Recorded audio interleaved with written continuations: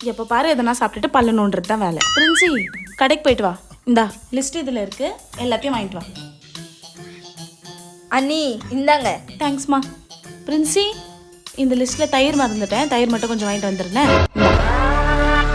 எப்ப பாரு கடைக்கு அனுப்பிட்டு தான் வேலையவா? ஒரு வாட்டி அனுப்ப மாட்டியா? எப்ப இது வாங்கினுவா அதை வாங்கி ஒரே அடி சொல்ல மாட்டியா?